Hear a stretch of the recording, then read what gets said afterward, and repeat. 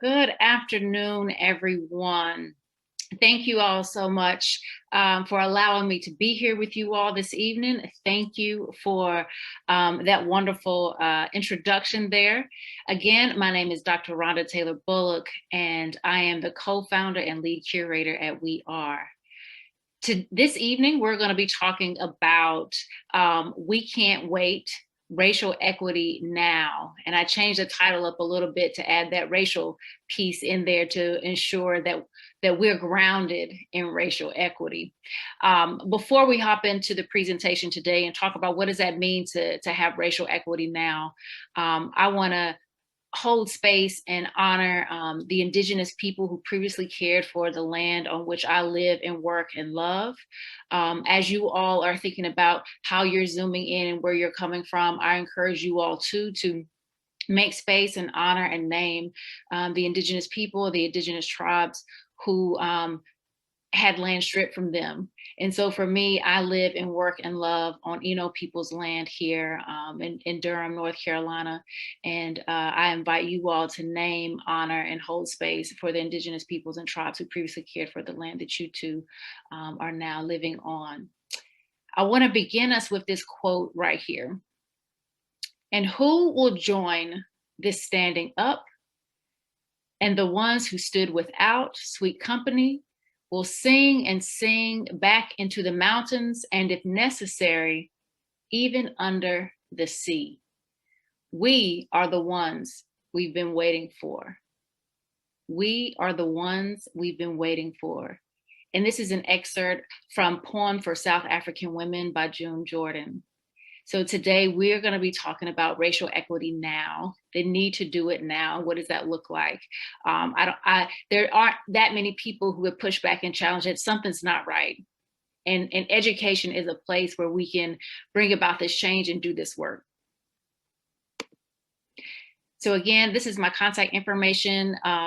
We Are is an anti-racism organization. We provide anti-racism training for children, families, and educators. We use a three-pronged approach to dismantle systemic racism in education and beyond by providing summer camps for kids in rising first through fifth grade, professional development for educators, and workshops for parents and families. And so this work of understanding the need for a racial equity lens and perspective in education is what we do. It's not something that we're learning right now because we're in this current moment. It's not something where as the media attention shifts, that so will our attention shifts. No, this is the work that we live and breathe and are grounded in every single day. And so I will bring perspectives to you all rooted in those practices and the work that we do. One of the things I think is important for you all to know about me is I like to challenge things. I'm a critical race scholar, and I'm going to bring up some more of that in a minute. And so I want to ground you all in understanding that this is my positionality as a Black woman doing this work as an educator. And so one quote that really guides the work that I do is, not only will I stare, I want my look to change reality. And that's from Bell Hooks. So I come to you all in this space as Black, as a woman, as a mother scholar, as an activist, as a wife. And so I offer that to you all as we're in this space. As a critical race scholar, as it was mentioned earlier, I do critical whiteness studies specifically, and I study white children's racial identity construction. And I use what I learned to implement to take that research and implement it into our practice. We do it when we're working with educators. We do it when we're working with children and families, because that work is important. We have to bring a critical whiteness understanding to the work that we do. But as a critical race scholar, there are several tenets. And one of the tenets that exists is that the voices of marginalized communities matter, and that they should be moved from the margin to the center. And so as a part of that, I'm going to offer my narrative to you all in fulfilling that tenet and fulfilling that role. I'm going to tell you a little bit about me and how I came to do this anti-racism work. In this picture right here, in the first, is my husband, Dr. Daniel Kelvin Bullock. He is currently the Director of Equity Affairs for Durham Public Schools. He and I met as rising high school seniors at a minority student recruitment program called Project Uplift at UNC Chapel Hill. At the time, he and I both went to a breakout session on education. And I was like, look at this Black man into education. Let me get to know him. And so I did. He and I both took the North Carolina Teaching Fellow Scholarship, the one from back in the day. Y'all remember that version? He and I both took that scholarship to UNC Chapel Hill. While we were there, we were best friends all through undergrad. I like to joke and say that he was in the friend zone. But by December, our senior year, we decided to start dating. And as of October 1st this year, we will have been married for 16 years. We did the Master of Arts in Teaching program together at UNC Chapel Hill. And from there, we left to go teach at Hillside High School in Durham, North Carolina, which is one of the few remaining historically Black high schools in our state. Kelvin stayed for about 5 years in the social studies department. I stayed for about 10 in the English department. It was a little harder for me to leave. While we were there, we had 2 kids. We have a son named Zion, who's now 10, and a daughter, Zaire, who's now 6. And I tell people, when you do anti-racism work, when you become a parent, first when you become a parent, your life changes. When you become a parent and you do anti-racism work, your life really changes because you start to think about all of the things that you went through and how you want to prevent your kid from having those exact same experiences. Even though that's an unrealistic expectation, that doesn't stop us from trying. So when I think back to when race became real for me, I think back to being 5 in kindergarten. We were sitting at round tables and one of my classmates went around and she invited everybody at the table to her birthday party except for me. I was the only Black kid at the table. So, I was an inquisitive 5-year-old. So I asked her, I said, hey, I noticed you invited everybody at this table to your birthday party except for me. Why did you do that? And she looked at me and she said, well, you can't come to my birthday party because my dad said Black people are not allowed in our home. I didn't really understand what that meant. Remember, I'm 5. So I went home and I told my mom what happened. We were in a car. My dad was driving. My mom was in the passenger seat. My brother and sister were on either side of me. I'm the middle child, so I was always stuck in the middle. And so I told my mom that story. And I remember her head turning to look at my dad. And I'm imagining she's shocked, right? Because I'm 5 telling her this story. And she looked at me and she said, well, Rhonda, we don't invite ourselves to other people's birthday parties. And I was thinking, I don't think that's what I did, but okay, Mom, got it. I won't do that anymore. And so her answer sufficed until it happened again at 7. At 7, I'm in Girl Scouts. Any of you all out there have a current or former connection to Girl Scouts or Boy Scouts? A few people. So when I say that we were out doing a community service project trying to earn a badge, that will probably resonate with you all. It just so happened in that year in Girl Scouts, I was the only Black kid present. So all the girls were together and they were in a huddle talking. And when I walked up on them, they stopped talking. Just for you all to think about, when you walk up on a group of people and they stop talking, what does that normally mean? Right. It normally means that they're talking about you. So I had not lost my inquisitive nature at 7. And so I pulled my best friend out of the group and I looked at her and I said, hey, when I walked up, you all stopped talking. That was kind of weird. Why did you do that? And so she looked at me and she said, Rhonda, please don't be mad at me. I'm having a birthday party later today, and my dad said that you can't come because you're Black. I understood more at 7 than I did at 5, or so I thought.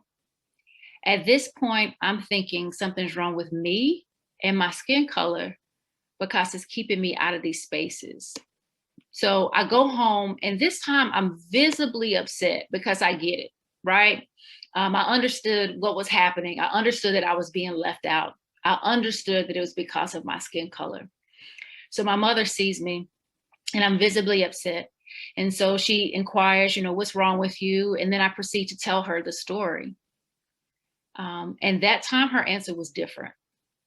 That time she spoke with me about racism. She spoke with me about slavery. She spoke with me about Abraham Lincoln freeing the slaves. Although as adults, we should know that that relationship with Lincoln was way more complex than what my mother explained to me at 7. But she didn't have, we are helping her navigate, these conversations. She did the best that she could. But she also spoke with me about white people hating Black people because of the color of our skin. I tell you all these stories because I've been awakening since 5. I've been paying attention to race and racism since a very early age. And these are the stories that undergird my why, how I came to do this work, why I think it is so important to do with young children, why I think it's so important to do with educators and with parents and families. As you all are thinking about getting on this racial equity journey, right? Because it is a journey. It is a marathon and not a sprint. As some of you are already on this journey, it's important that we pause and talk about our own stories. I appreciate you all for listening to mine. And what I want to challenge each of you to do right now is to take a minute and sit back and reflect on, when did race become real to you? When did race become real to you? One of the things that I like to tell people is that when we, as educators, some of us recognize the need to bring this racial equity lens into our spaces.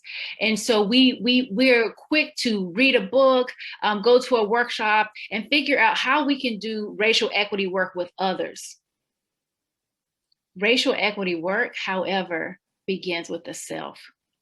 We have to situate ourselves in this complex narrative about how race and racism have shown up in our own personal lives. We have to first begin with doing some internal work before we can go out and write a lesson for kids or present to other people about racial equity lens or show up in another person's community with the goal of doing anti-racism work. We have to sit with this for ourselves. So I'm going to take a second and just pause, because I want each of you out there listening to think about, when did race become real to you? We have to know and own our own stories before we try to show up on behalf of our students, on behalf of our community, on behalf of our colleagues, even alongside our colleagues. We have to sit with, what are those narratives for ourselves? All of them may not be painful. They may not be like mine. They may be different. You may not have been a young child. Maybe it was, some of the recent incidents that have been happening in the news. Just thinking about and holding space for Breonna Taylor, say her name, Ahmaud Arbery, George Floyd. Those types of incidences might have been jolting moments for you, or it may have been something else. Whatever your experience is, it is important that you name that for yourself. For many of us, particularly those of us who identify as Black and Brown, or as people of color or Indigenous folk, it's not just that one story when race became real.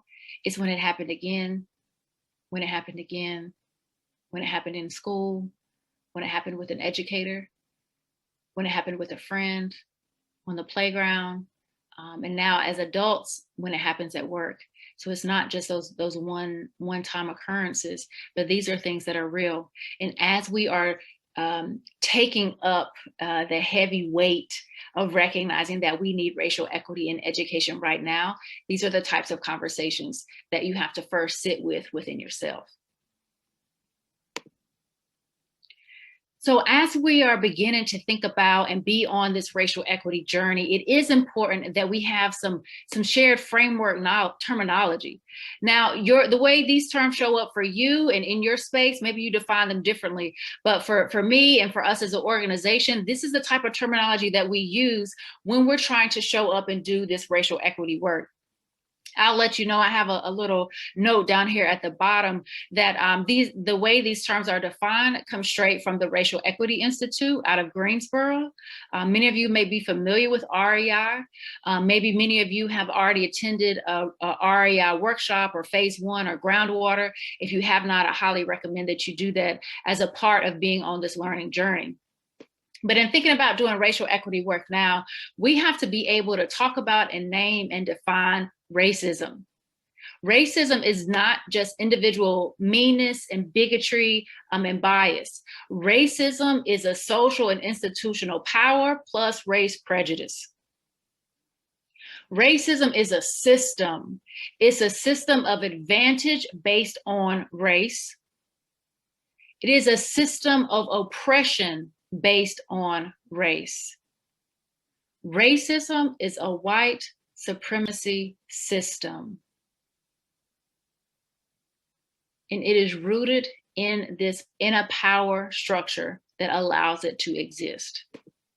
So when I talk about and use the language white supremacy, which I will be doing throughout this presentation, it is the idea that white people and the ideas, thoughts, beliefs, and actions of white people are superior to people of color in their ideas, thoughts, beliefs, and actions. We have to be reflective and think about how is white supremacy showing up in our curriculum? How are we valuing those who identify as white more so than those who identify as people of color? And then to help us further understand this system piece, a system, as REI defines it, is a set of things that together make a whole. It's an established way of doing work such that things get done regularly. And it's presented as if this is the normal way. Well, that's just the way things always have been. That's just the way things are. And it's presented as if it's a fixed structure in society, as if people did not create it, as if it cannot be undone. That's almost always how these types of systems function. And systems like this run by themselves. They don't require a particular person or a particular leader to make them work. You can switch out figureheads in an organization, even in a country, the leadership, the president. And because some of these systems have been going for so long, it doesn't matter who the figurehead is in that leadership position. Some of these systems will continue to happen. So now what do we do to push back against this racism, against this white supremacy, against these systems that are showing up not only in society, but in education and education spaces? We need to be developing a racial equity lens, right? And this is not to say that a racial equity lens will undo racism solely by itself. But it is a place where we can start to show up differently in our practice so that we can begin to undo some of these systems of harm. So when I talk about a racial equity lens, it is a way of thinking about how racism and white supremacy interact with power to create inequality. It means you recognize this. When you bring a racial equity lens into your framework, into your classroom, into your practice, into your school buildings, into your leadership position, you have to be having these thoughts with yourselves. Inequality is being created because it always is. And we need to be thinking about and applying this racial equity framework and understanding to it. When you have a racial equity lens, it's understanding that race exists whether or not you're in multiracial spaces, right? Sometimes I work with educators, and if they're in a predominantly white staff in a predominantly white school, they sometimes ask, well, why do we have to do culturally relevant pedagogy, or why do we have to talk about racism and anti-racism? There aren't any Black people here; it's just all white. And one of the things I tell people is that, well, first pause and ask yourself, why is this an all white space? What happened to create this all white space? In particular, if you live in a town or a county or city where it's not all white, why is it that it's only all white? And I imagine that racism is a part of that, right? And then also recognizing that race is present, whether or not people of color are in multiracial spaces, assumes that white people don't have a race, and we know that's false, right? One of the tenets of critical race theory is that racism is systemic and endemic. And as a part of that, having a racial equity lens is understanding that race is ever present. It's always present. You don't have to play a race card. It is always there. It is always playing some type of role in every single situation, even when you think that it's not. So as we're developing this racial equity lens and this framework, as an organization, we've come up with some reflective questions to help us as educators and really as professionals in any type of role to ensure that we are bringing a racial equity framework. We have to pause and ask ourselves, who's included and excluded and how? Who's included and excluded and how? Again, this applies to many different parts of education, whether it's the curriculum, whether it's the imagery that's up in the classrooms, whether it's the imagery that's up in the schools, whether it's meetings where important decisions are being made. We have to ask ourselves who's included and excluded and how.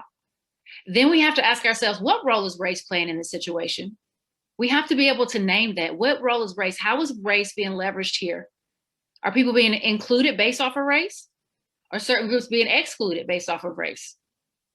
Then our third question is, how is race connected to power in this situation? And this is very important that we understand that racism is connected to power.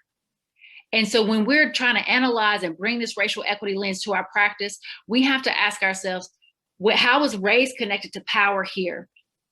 And see how it's being leveraged and used. Then we have to zoom out.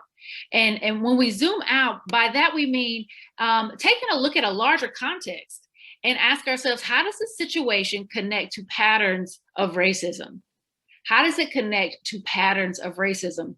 How many of you, in particular with, the Black Lives Matter movement or police brutality, state-sanctioned violence against Black bodies, how many of you have heard the language, oh, that's an isolated incident?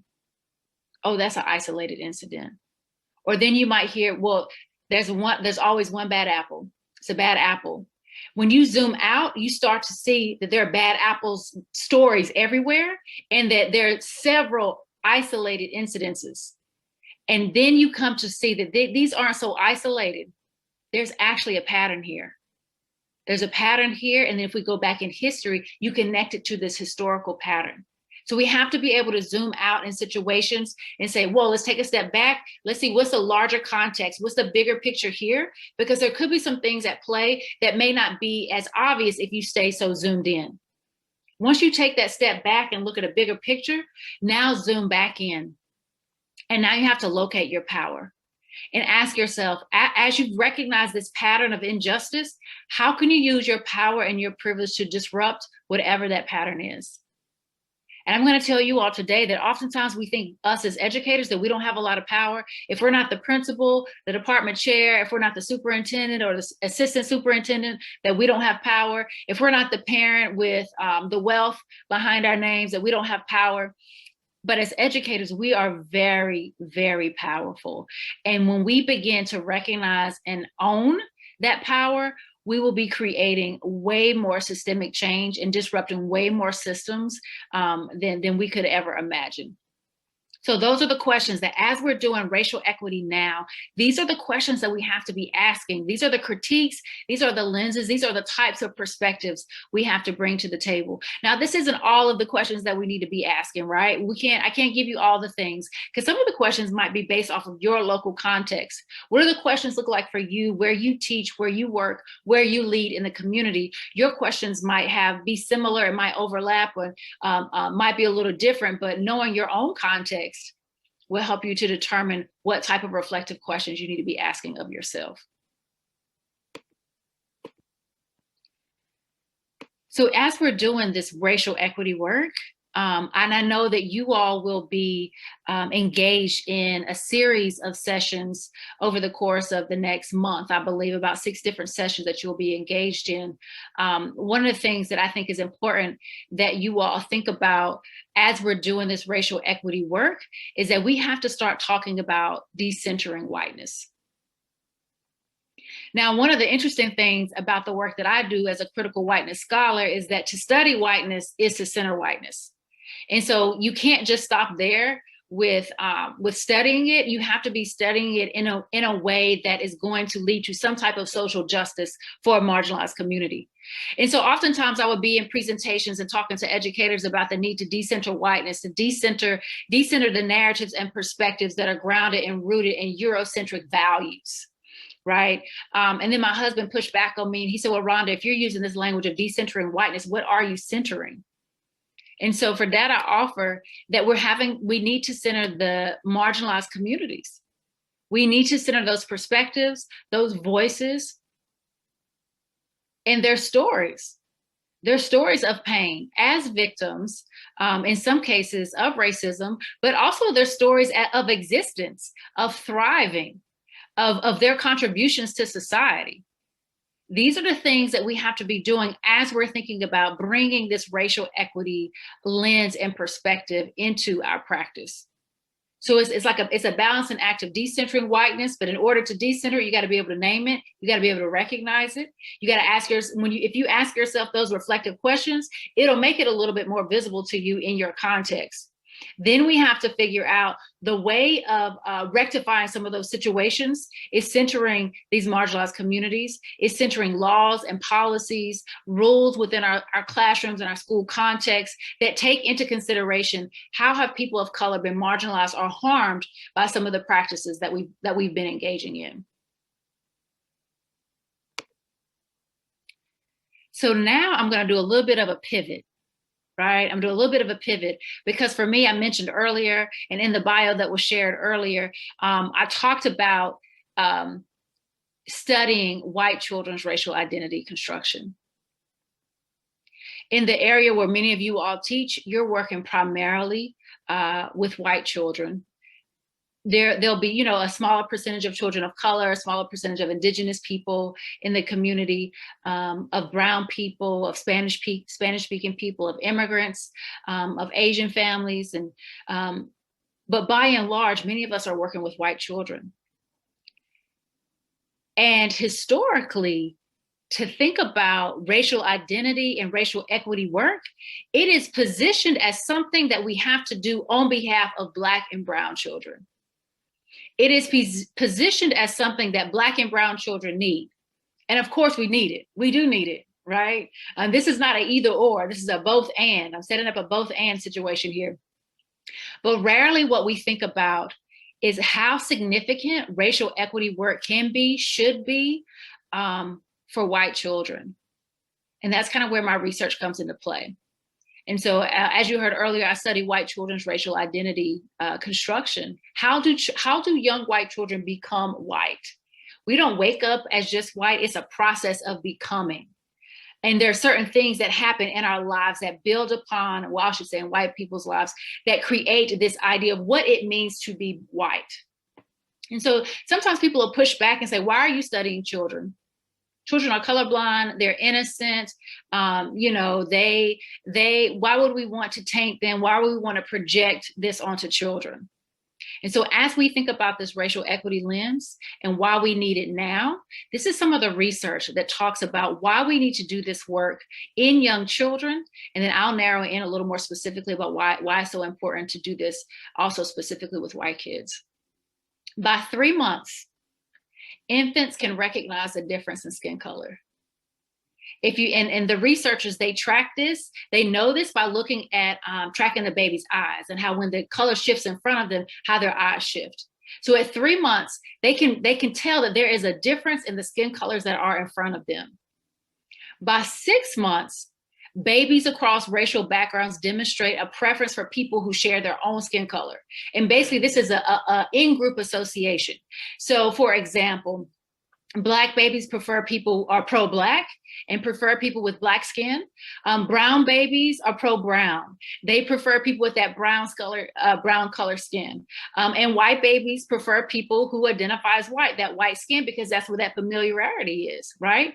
Now, one racial group where this does not ring true is for mixed race babies and mixed race children. And if we pause and think about that, we'll see that that makes sense, because oftentimes mixed race children are around people of different races much earlier on. So now we have this pro love of self preference by 6 months, but by kindergarten, the preference for one's own racial group decreases in all categories except for one, and that's white children. So what happens is by kindergarten, by 5 years old, those Black babies who had a pro-Black self, they shift from the love of being pro-Black to have an appreciation for white. So they shift to a pro-white preference. Brown babies shift from a pro-brown to a pro-white preference. And then white children's love of self increases. Their desire to be among other people with white skin increases. I want you to pause for a second and just think about what could contribute to that shift by 5. What in our society contributes to that shift in kids so that by 5 years old, there's a difference, right? If you want to, feel free to add those ideas in the chat. What do you think contributes to those differences?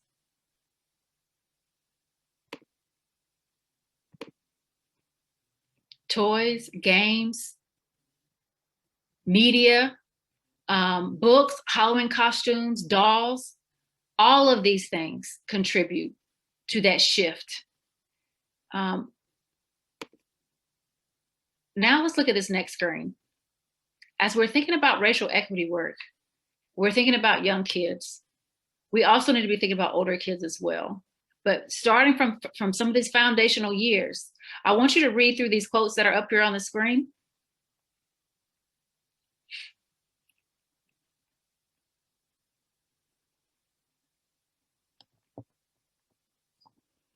And if anything stands out to you or resonates with you or triggers a thought or idea, what comes to your mind when you read these quotes that are up here on the screen? What comes to your mind? What are you thinking about as you read these quotes?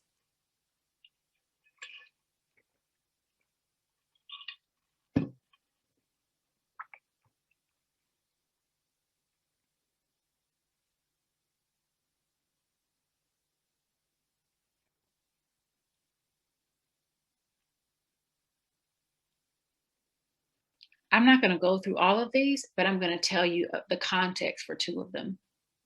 The first one, which I think is so very important as we think about why we need to be doing racial equity work now.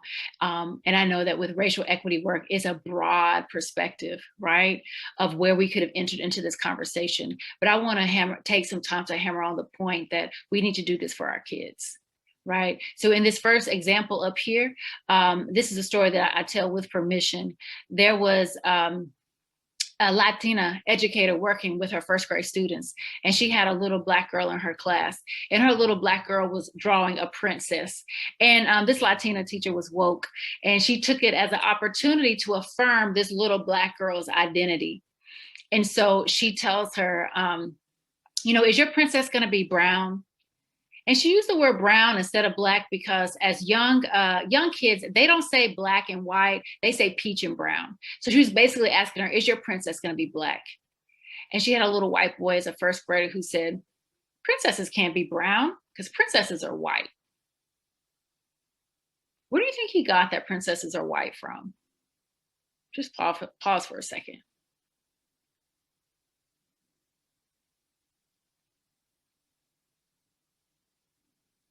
Disney, yep. Other sources, so I don't want to just blame Disney, but Halloween costumes, books, TV, resources, toys. I do not believe that this young white boy wanted to cause harm. I believe he was being matter of fact. He had only seen white princesses, therefore princesses could only be white. So that was logic, and that's synthesis, right? He saw information subliminally and explicitly and implicitly around him, and then he generated knowledge from it. Synthesis is a higher order thinking skill that a lot of folks believe that young kids can't do, but they can. So it's important to pay attention to all of these messages that are around kids, because they're generating understandings about themselves and about other people. The other one that I'm going to share is the third one down. The good guys have blue eyes. So my son was playing with his toys a few years ago, now 5 years ago, and he kept saying good guys this and bad guys that. And so I asked him, I said, you know, how do you know the good guys from the bad guys? And he said, the good guys have blue eyes, mommy. I was like, whoa. I was not prepared for that. So then I had a follow-up question. I asked him, what color eyes do the bad guys have? And I was sitting there hoping that he wouldn't say black or brown. And he said, red. So I took a sigh of relief. I decided not to jab out the eyes of all of his toys. But then I still wasn't satisfied with that answer, because in society, people with albinism have red eyes and they're demonized. And so sometimes people ask me, well, Ronda, what color eyes should the bad guys have? I said, all of them. There should not be a pattern of character among people, among toys, based on eye color.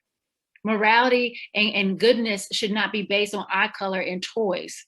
And sure enough, that summer we went to watch a Ninja Turtle movie together, and there were all of these close-ups of the turtles' eyes, and they were blue and green. And had my son not said that to me, I would have never thought anything about those close-ups, but certainly not that they were conditioning him to believe certain things about people's eye colors. So one of the things that I want to leave you all with, that as we're doing racial equity work in our now, there's so many reasons why it needs to happen. There's so many reasons why, there's so many entry points to it. One of the things that I want to kind of go back to what I was talking about earlier is to come back to ourselves and understand ourselves and our stories. Because as educators, it is going to be important for us, for one, that we have a healthy racial identity, and two, that we are fostering healthy racial identities in the students with whom we are working. And as an organization, we've defined that as to have a healthy love of oneself and a healthy love of those from whom we are different. Imagine what it would look like if we as educators had this as one of our standards to help children make sense of race, identity, skin color, and the world around them. How different would we be as adults if having a healthy racial identity was something that was embedded in our own learning, in our own understanding? Children are not colorblind, and we aren't either. We have to know our own stories and name them. And we as educators have to put in the work to be a part of helping children to develop these healthy racial identities, because this is a part of racial equity work. It is understanding that these racial identities matter and they contribute to our learning experiences, whether we are Black, brown, indigenous, Latinx, or white, or biracial, or mixed race, or multiracial. It matters. So as you all are beginning this journey, continuing on this journey, I hope that you process and think about, what does it mean for yourself to have a healthy racial identity? And now how do we help foster these in our children, the children that we teach through the curriculum and the pedagogy that we use? The last thing that I'm going to say before I close out, and I can always send this to the organizers of this event so that you can have it. Sometimes people like to say that kids are too young to talk about race, whether they're in elementary, a pre-K, middle school, even sometimes in high school, because people want to avoid it because they're afraid of it. This graphic is backed up with research that says they're not too young to talk about race. And one of my favorite points in this scale is that By 6 years old, explicit conversations with young children about interracial friendships can dramatically improve their racial attitudes in as little as a week. In as little as a week, we can disrupt, some of the racism, some of the stereotypes, some of the biases that are supported and uplifted in our curriculum, in our school systems, in the work that we do. And so I hope that looking at this information, processing this presentation will help you all to better understand why this work is important, why we need to do it now. And an entry point is thinking about healthy racial identities for ourselves and then for the children with whom we are working. So I'm going to pause right now, and I'm actually going to stop sharing my screen. I'll leave this up for a second for those of you who may want to get the contact information. If you have questions, you can post them in the Q&A. It looks like the chat has been open and is now visible for you all. And I'd love to field the questions that you all have.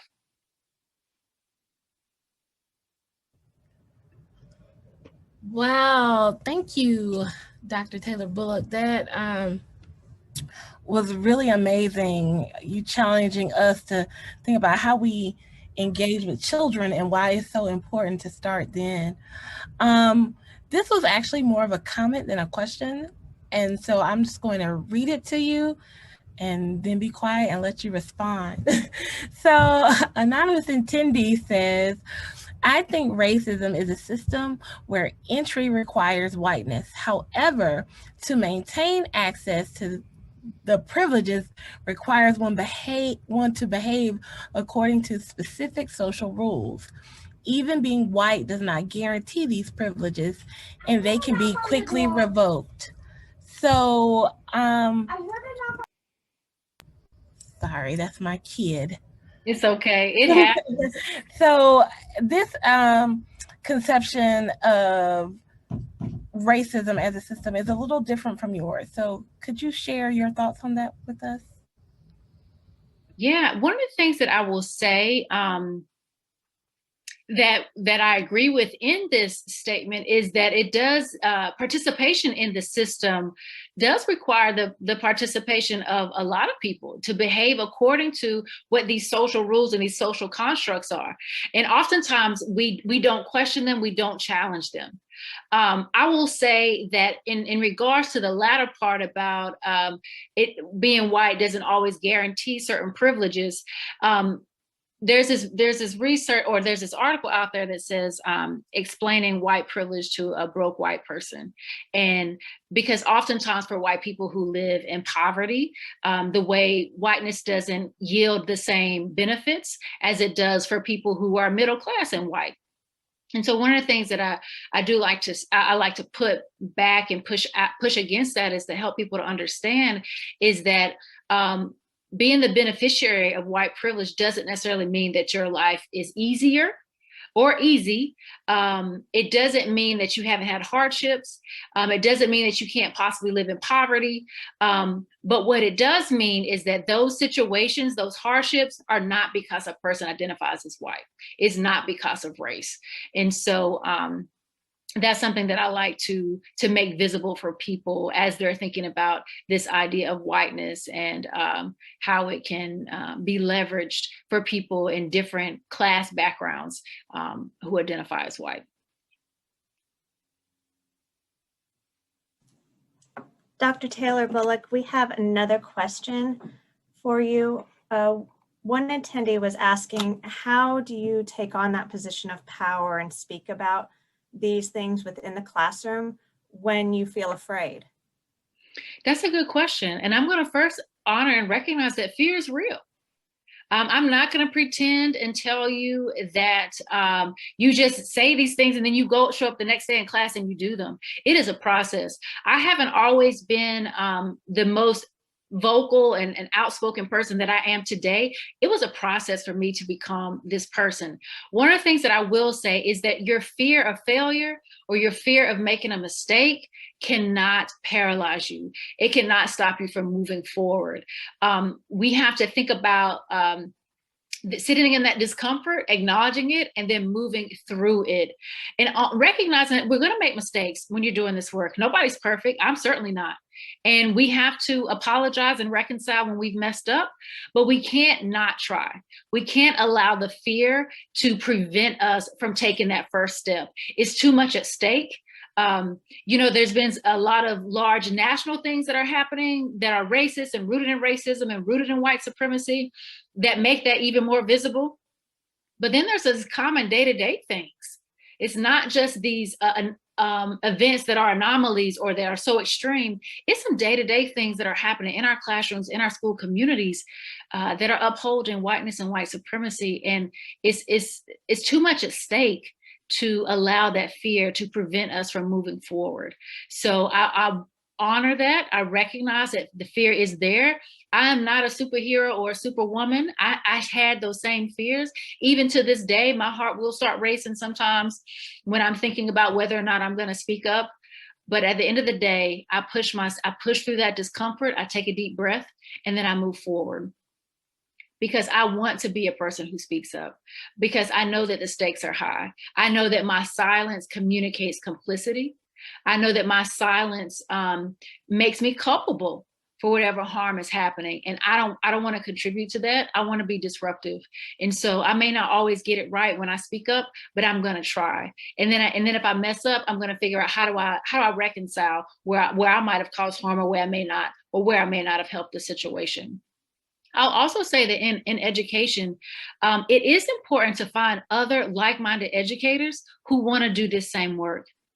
And so that you're not out there alone. So you can bounce ideas and build confidence and power through organizing and connecting with other people. You probably aren't the only one in your school.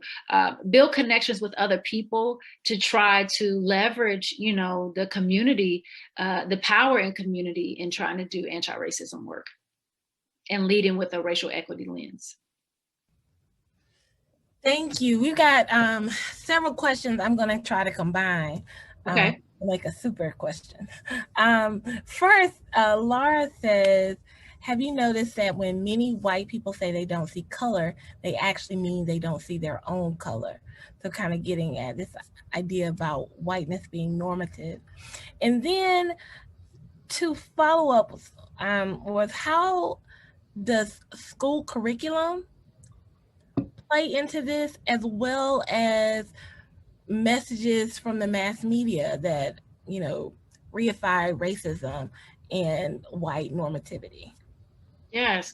So to the first part, or the first question, have I noticed that when white people say they don't see color, that might be part of it, that they're refusing to acknowledge their own color. But more often than not, when people say they don't see color, they sometimes are trying to communicate that they're not racist. I don't see color, so I cannot be responsible for racism, right? Or sometimes they're trying to say, well, I don't mistreat people based off of the color of their skin, and I don't have biases. And all of those are lies that people tell themselves. None of us treats everybody equally. None of us. And so it's just not a true statement. To say that one person, to say I don't see color, that's another lie that we tell ourselves. It is not true. We don't all of a sudden see color 1 minute, and then when you look at someone, just stop seeing color. Like it doesn't make sense. This is cognitive dissonance and willful ignorance, things that we tell ourselves so that we can be comfortable with the decisions that we make. Because if I can't see racism, I can't be racist, right? But if you can't see race, you can't see racism.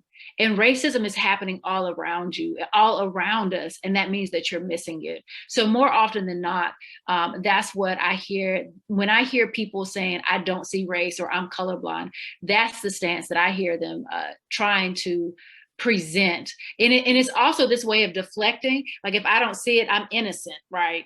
And it's like, no, you're causing, if that is true for you, you're causing harm that you don't even know about. That's actually what's happening there. When you've told yourself that you don't see race. Someone asked, like, how does school curriculum figure into this process? It is it. It is all the things. I know that you all are going to have some follow-up sessions, and I know some of them are rooted in like connecting with Latinx students and families, connected to culturally relevant pedagogy and culturally relevant teaching. This is how this comes into play in the curriculum. For us as an organization that we bring this racial equity lens into using children's books to help kids learn about race, racism, skin color, and activism. So, for example, we use a book called All the Colors We Are. And it's a bilingual text too. I was about to say the Spanish version of it, but I don't want to mess the title up. But it's a bilingual text, and it teaches kids where skin color comes from. And part of that book is helping to make kids race conscious. Right? It's helping to make kids race conscious. And it's written for young readers. You can use it as early as pre-K. We use it for first through second graders through our summer camp that we do. And we just find books that help kids that are age appropriate, that help kids learn about race, racism, activism, and skin color. And it's giving kids access to language to be able to describe what they're witnessing all around them. We do a disservice when we think that if we don't talk about it, kids don't learn about it. And if we pretend that it's not there, then they're not going to notice.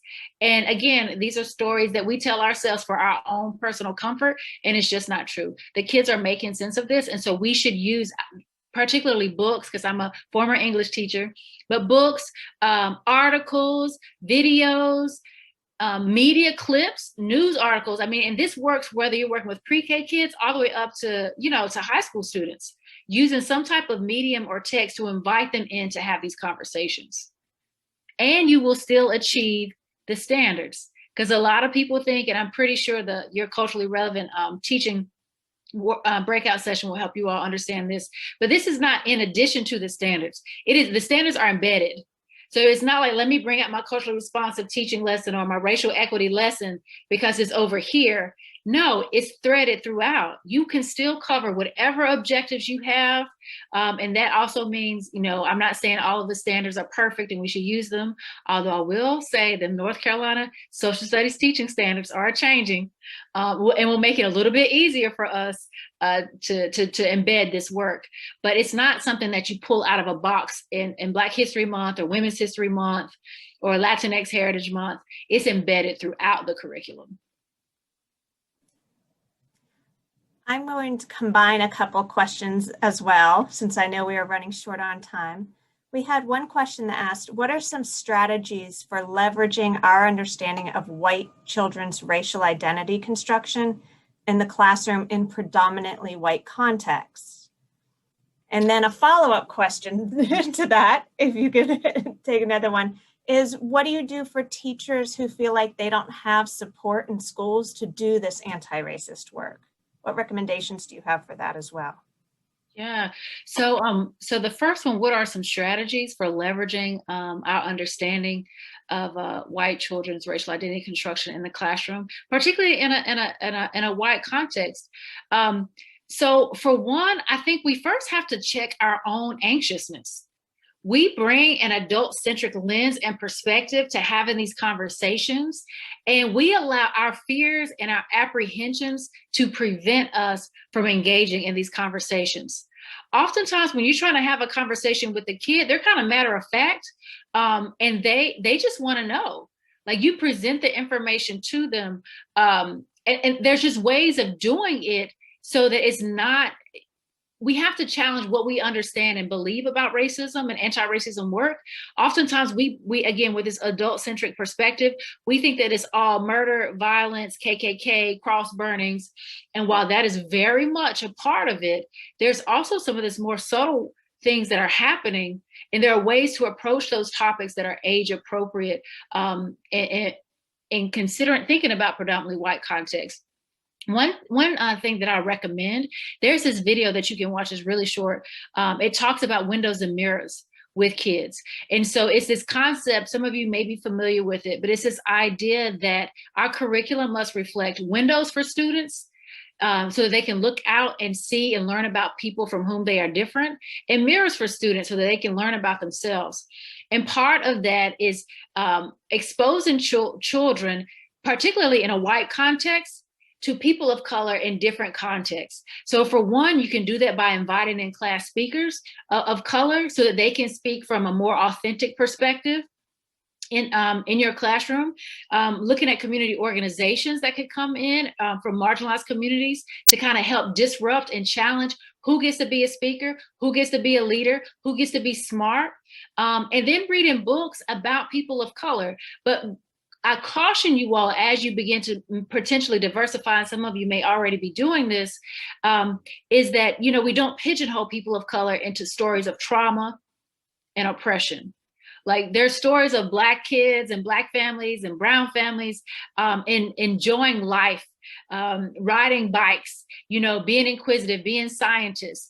And we also don't want to pigeonhole cultures on stereotypical roles, such as just eating or playing sports. So we have to be thoughtful about that representation, because in exposing predominantly white children to other groups of people, it helps them to develop empathy.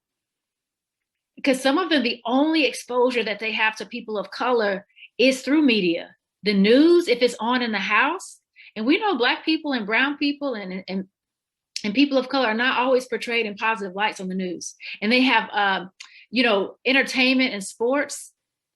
And now white children oftentimes grow up thinking that all Black people are athletes, because that's what they see.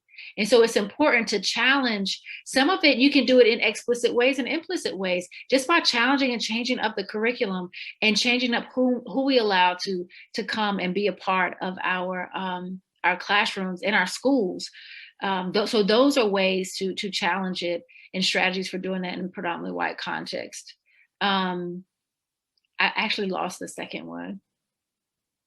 Sorry, Melissa. No worries at all. And I know we're running very short on time. Actually, I think we're a couple minutes over. We'll have to unfortunately end on this last question, but I very much like to thank everyone for all of your wonderful questions. The last one we had was, what advice do you have for teachers who feel like they're working in schools that do not support this anti-racist work, especially young, new teachers? Yeah. Again, I will say that is real. I'm not going to sit here and pretend, oh yeah, of course you can do this. Just walk in tomorrow and just change up the whole curriculum, and then people are going to be okay with it. I'm not going to tell you that, because it's not true. Many of you may have already tried, and it did not work. So, kind of going back to this organizing concept, figure out who in your building. More often than not, we're actually not alone. Somebody in your building also agrees and values this type of instruction. Bringing this type of racial equity lens into the space. Ask around, figure out who those people are, and start gathering together. Feed off of each other's energy, because it can be draining to work in a space where you see harm happening, or you see where you can show up and create change and not be supported. That is very draining. So again, I do recommend reaching out and figure out who in your building can align with your values and what you believe should be happening. If it happens that you might be the only person in your building, then I recommend reaching out to other schools in the district, other educators in the district. Where are teachers gathering? Where are teachers doing work? You may need to connect with community-based organizations that are doing anti-racism work. And I know in you all's part of the state, there's been a lot more racial equity organizations and a lot more advocacy publicly, a lot more marches. Find those people, because they too can become a support system if indeed you are alone. Or if you find that it is only two other people in the building, you all can still reach out to community organizations who can support your work. I'll also say that I think it's North Carolina Professional Teaching Standard number 2. And some of the people who are rooted in educational prep and pre-service work may have to fact check me on it. But I think it's standard 2 that talks about we are actually required and evaluated based on whether or not we are providing an inclusive classroom and an inclusive culture. Read that standard and then have it up in your room to say, hey, I'm including this lesson because I'm trying to fulfill this standard. Now, I can't say I value all the standards, but I do say co-opt the standards and make them work for you, because that standard is in place. So just to reiterate, find other people in your building If they're not there, if they are there, then connect with people in the community who are doing this work. And then figure out how you can leverage your power and your voices and that energy to make racial equity work much more of a privilege. I mean, much more of a priority in your building. And you might be surprised, there probably are some parents too. You kind of just have to get a feel for it. I know it's kind of hard to do in this COVID context of building relationships with the parents in your classrooms, but there may be some. And encouraging those parents, when you're doing those racial equity lessons, if they like them, emailing principals and CCing them, because oftentimes people will complain, but they won't celebrate and elevate when they appreciate this type of learning happening. And I will tell you, right now is the time to be doing this work, because it's much harder to deny its relevance and its importance. We haven't lost all of the energy that the unfortunate murdering when Officer Chauvin murdered George Floyd, and how it impacted all of us, how it made all of us move, how it made the culture in our country move, how it impacted worldwide. We haven't lost some of that energy, and I appreciate George Floyd's life for allowing us to make visible and hold space to recognize that this work still has to keep happening. Now is the time to do this work, and you still use this moment as leverage to advocate for, we need to do this now. Look at what's happening all around us. We as educators have a responsibility to move this work forward.